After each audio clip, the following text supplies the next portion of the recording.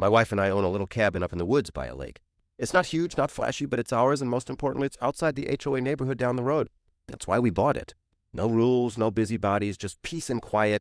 At least until HOA, Karen decided our cabin was her business. She had been a nuisance before, wandering onto our property to inspect, complaining about the eyesore of our firewood pile, and once even telling us we needed to pay HOA fees if we wanted to use the lake. We ignored her, because she had no legal power over us, but she didn't like being ignored. One weekend, it escalated. We came back from a hike to find our cabin door hanging open, lights on, and voices inside. My heart sank. Someone had broken in. I motioned for my wife to stay back, but she shook her head and followed me.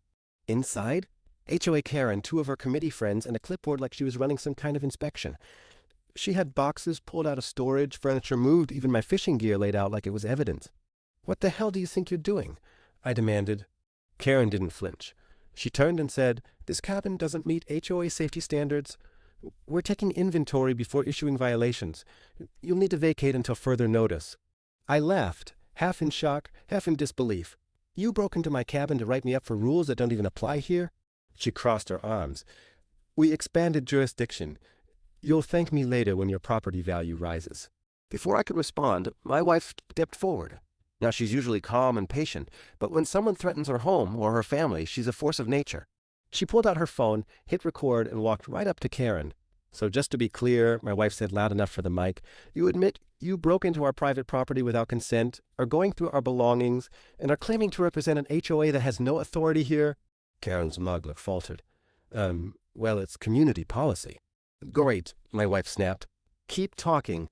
She panned the camera around, recording the rummaged belongings, the committee members standing frozen like deer in headlights, and then zoomed right back onto Karen's face.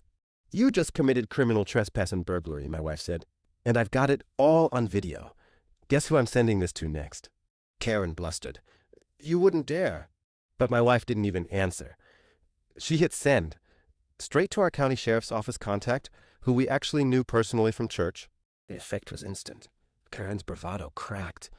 Her friends started edging toward the door, mumbling excuses. And then, 10 minutes later, headlights pulled into the driveway, 2 sheriff's deputies. Karen turned pale. "This is a misunderstanding," she squealed as they cuffed her and her friends. The deputy looked at us and asked, "You want to press charges?"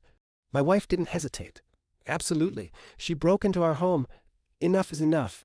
Karen screamed the whole way down the path about how we'd regret crossing her and how she'd own this cabin by next year. But her voice was drowned out by the sound of the cruiser door slamming shut. The aftermath? Karen was slapped with criminal trespass charges, a hefty fine, and a restraining order banning her from even stepping foot near our property again. Her committee disbanded overnight. Turns out nobody wanted to be associated with her mess. And my wife? She became a legend at the lake. Neighbors still talk about how she single-handedly took down Karen with nothing but a phone and an iron will. Now when we sit on our porch, sipping coffee and watching the sun rise over the water, there's no HOA nonsense in sight. Just peace. Because thanks to my wife, Karen finally learned what happens when you raid the wrong cabin.